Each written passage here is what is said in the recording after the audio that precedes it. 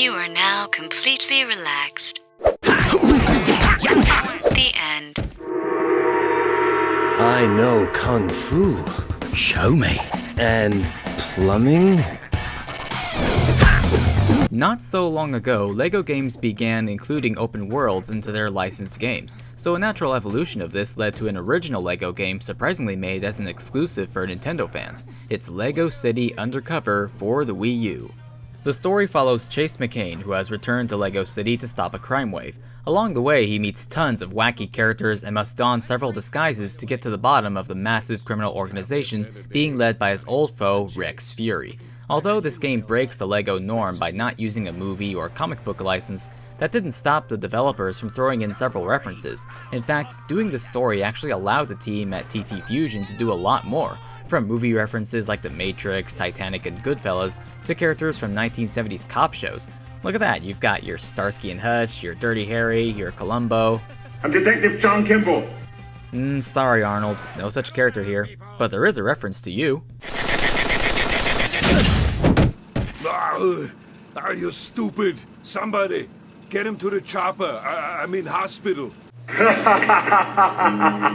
Overall, the story, events, and references all make this a hilarious experience. So much so that you can be entertained just by watching all the cutscenes. You witness ridiculous things you wouldn't see in your average, mature-rated titles such as Interrogation by Ice Cream or Prison Dance to opera music.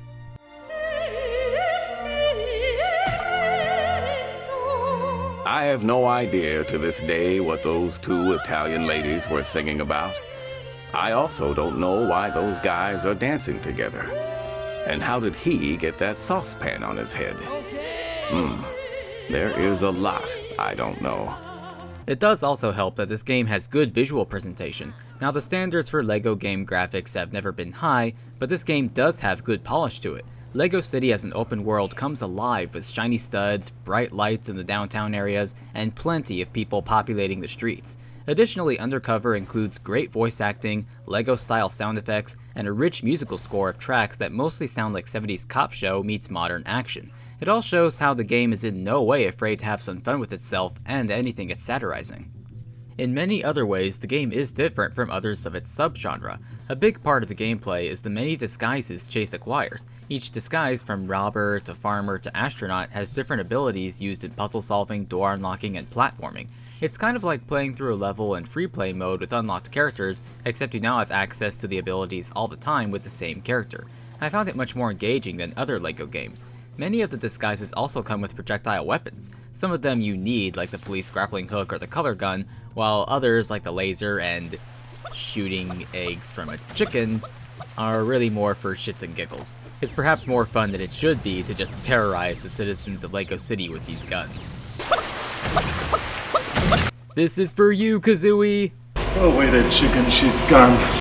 Now, like other LEGO games, there are more standard linear levels, but thanks to the disguises, puzzles, and other aspects taken from past games, the levels are still fun to play through. What makes them better is the deeper combat system. Instead of very button-mashy combat, Undercover uses what I like to call a kid's introduction to Arkham City combat. You have an attack button, which is usually a throw of some kind, you have your jump button, but you also have a counter button, and when you get a stronger enemy in a hold, you can throw him at someone else. Plus you have to quickly throw handcuffs on bad guys before they get up, but don't worry, it's way faster than Batman Dark Tomorrow.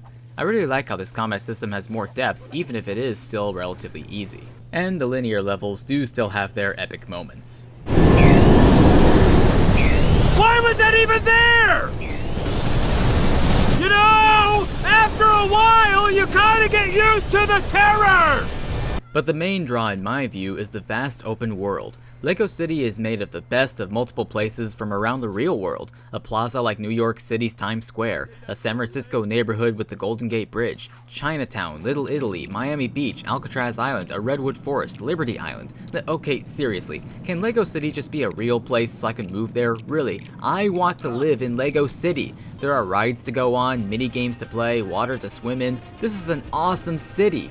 Actually, I wonder if I can swim all the way to one of the islands.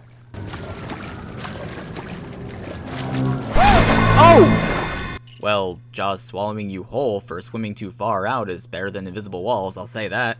My fantasy about living here aside, this open world rewards you for exploring it with a bunch of bonus goals and collectibles, each disguise having 2 of its own bonus objectives in every district of the city, from stopping gangs and returning pigs to catching aliens and stealing cars. While the objectives themselves are the same, which can feel repetitive, the ways of getting to said objective are a big part of the fun.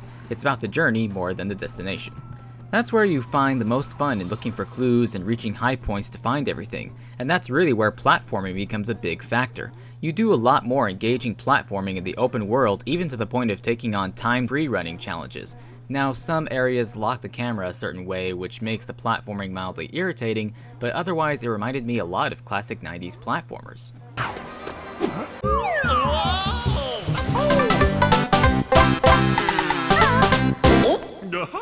Whoa, like, no way! Some of the collectibles you're going after are shiny bricks that you later use for super builds. Some of these are needed in the linear levels, but the ones in the open world bring even more dimension to the city, and sometimes are needed for unlocking more characters.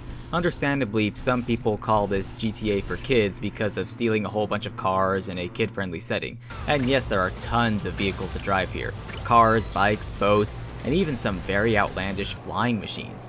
Rock that jetpack, Chase!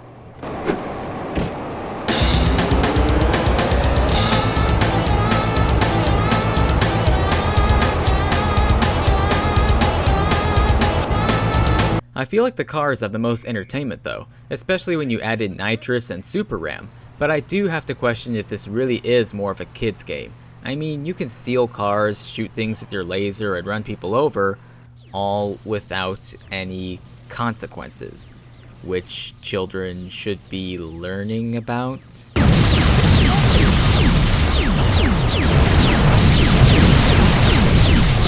For the kids. I don't know, maybe this is GTA for adults. Well, whatever it is definitely a Nintendo exclusive, as indicated by some amusing Nintendo references found in the levels and open world. Even Farmer Chase's chicken gliding ability can easily be seen as a Zelda reference. It just makes the exploration even more fun for Nintendo fans who remember 90s collectathons.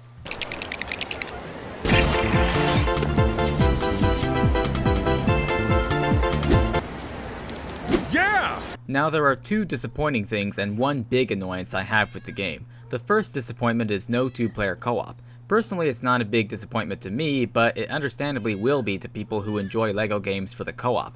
The other disappointment is that, as far as I can tell, there's no way to change the time of day in Lego City. In the story playthrough, the city will at some point be at sunset, but otherwise it's always daytime. With such a vibrant open world, it would have been nice to have the option of setting it in the sunset or at nighttime. But the real flaw is the load times. Too often your fun is interrupted by these loading screens. It wouldn't be so bad if they didn't take so long. Now, fortunately, they don't happen in the open world like in the 3DS prequel. It's more so before and after a linear level or while you're starting up the game. But you do notice it pop up frequently enough to drive you nuts. I know the Wii U isn't the most powerful system on the market, but with the power it does have, much higher than the original Wii, the load times really shouldn't be as long as they are. Being a Wii U exclusive, this game naturally has a lot of use for the gamepad. When you're playing normally, it has an interactive map of the whole city where you can set waypoints, use fast travel once unlocked, check how close you are to completing a district, and choose a level to replay. You also get video calls from other characters on the gamepad. And yes, that was a burp ringtone. This game just has the best red brick cheats. The gamepad is such a big part of the game that it's actually built into the story, as Chase uses the gamepad to scan for clues in the open world and also snap pictures that can be posted to Miiverse. All these features, along with choosing unlocked vehicles, help this game to feel much more fleshed out and immersive. Works for me since I'm moving here as soon as it becomes a real place. I can dream! Despite the issues of load times and some missed opportunities, this is not only my favorite LEGO game, but one of my favorite Wii U games out of the whole library. The gameplay mixture and humor of this title makes me hope that we see a Lego City Undercover 2 on Nintendo's next system. Wii U owners who desire something different from LEGO games and love humorous open adventures with some Nintendo spice thrown in should definitely buy this gem. And that's my review of Lego City Undercover. If you like this review, check out my previous reviews of Lego Lord of the Rings for the Wii and Lego Marvel Superheroes for the Wii U. See you all next time. Am I glad I remembered to pack my parachute today? Although, some spare pants would have been handy too.